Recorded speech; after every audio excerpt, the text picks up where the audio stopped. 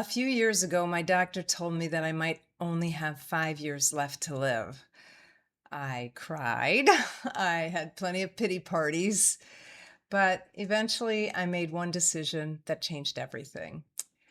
Hi, I'm Peggy. I split my time between Florida and Mexico, and I'm sharing what I'm learning about retirement, travel, and living well on a realistic budget. So if that interests you, please subscribe. In 2019 and early 2020, I went to the doctor 3 different times because when I laid down, my lungs were filling up with mucus. And then in March of 2020, when COVID hit, I was scared. No one, we didn't really know what was going on with COVID. And here I am having a problem with my lungs that nobody seems to be able to diagnose. So I got very insistent with the doctor. She finally sent me to a pulmonologist who diagnosed me with bronchiectasis. Bronchiectasis is an incurable lung disease, and they don't really know what causes it. They just have guesses. But your lungs get damaged somehow, and they're easily infected. So by the fall, I had what's called a MAC infection, which is a really serious lung infection.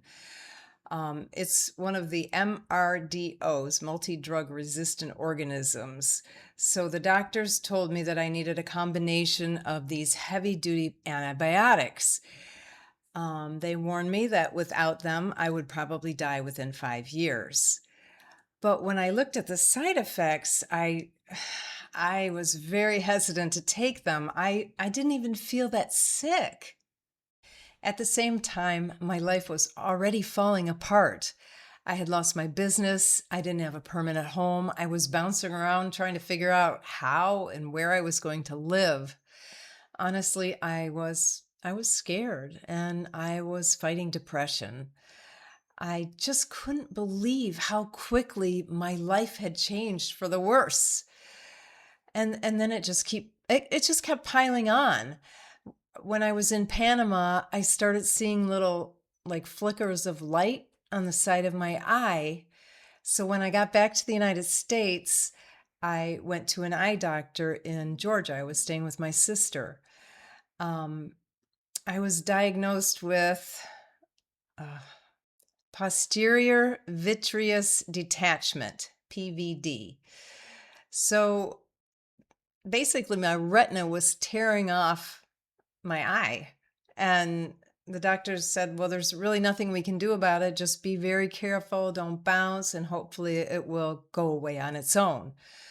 Oh, great. So I had a road trip planned to go for a pet sitting gig in Colorado, which is a really long drive from Georgia. And I was just terrified the whole time that something was going to happen to my eye. I was dealing with fatigue because the infections in my lung they just drain all the energy out of your body. So it was tough. It was tough to keep my spirits up, that's for sure. But I had to keep going because I had a 7-week cat sitting gig in Colorado. As depressed as I was getting, I have always been good at keeping my commitments. And I didn't really have anywhere else to go anyway, so I needed the place to live. Fortunately, at the cat sitting gig, I had a lot of time to myself. So I started studying bronchiectasis. I learned how to clean my lungs, which, the doctors don't really help you that much.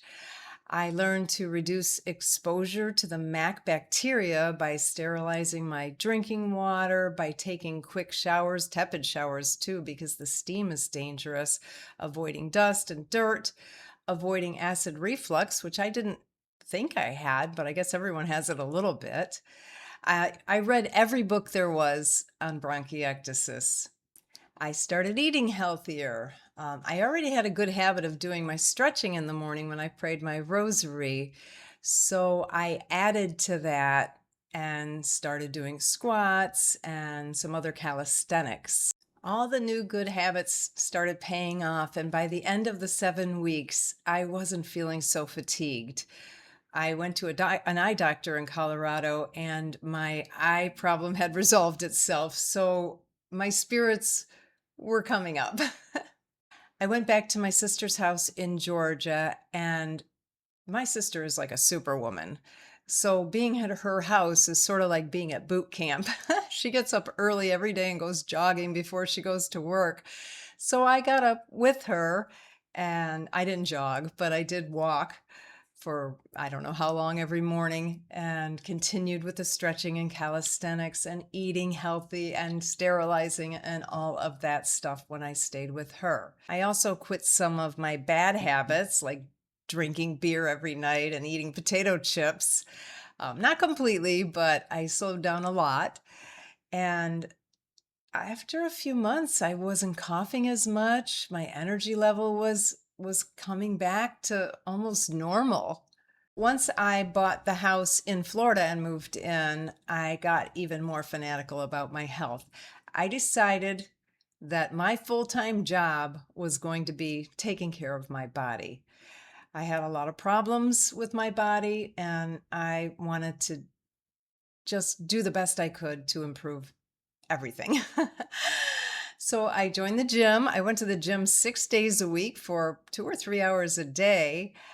I figured out ways to keep my house clean to reduce the MAC bacteria exposure, and without much effort, because I really don't like to clean, but I like a clean house. Anyway, I continued to tweak my diet. By this time, I wasn't drinking anymore. I was not eating any processed foods at all.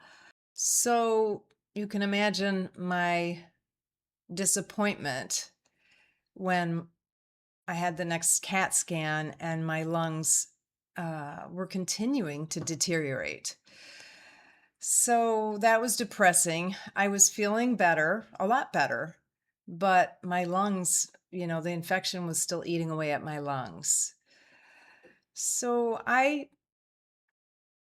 had I mean, the first few years in the 2020s were tough, and I had a lot of pity parties. I was afraid. I felt so alone because I looked healthy. So no one really, I mean, not that I needed somebody to feel sorry for me, but I just felt like I was dealing with everything all by myself.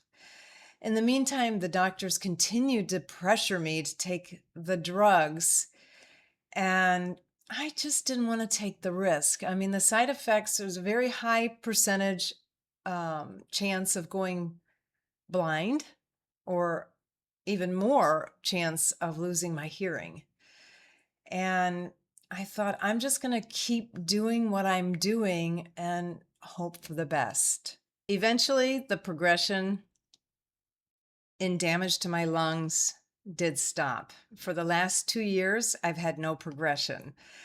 So all of these things that I've been doing for so many years really have been paying off. It was just taking a really long time. My lungs are still damaged because they don't know how to fix lungs. But now it's been 2 years in a row where I haven't gotten worse. I will have to live this way for the rest of my life, but you know what? You get used to it. Sometimes I resent it and go through the whole why me? I didn't do anything to deserve this. But you know what? Everybody has something. And this just happens to be my thing. So instead of spending all my time feeling sorry for myself, even though I do that a little bit, I finally started asking, okay, what can I do today to make tomorrow a better day? What can I do to improve my life? And that question really changes everything. I don't know what the future holds. Maybe my lungs will get worse. Maybe they'll get better. Maybe they'll find a cure. But today I have energy. Today I feel good. And on the days that I don't have energy, I rest. I take it easy. One of the benefits of being retired. I'm still traveling. I have this fabulous life of going back and forth to Mexico Things are good. I'm stronger than I was a few years ago. I'm grateful for the life that I have now. So, if there's one thing I hope that you take away from my story, it's this: you may not be able to control what happens to you, but you can control what you do next. And sometimes it's those little things that you do every single day that end up changing your life. Have you ever had a health issue that completely changed the direction of your life? I would love to hear from you. Right in the comments.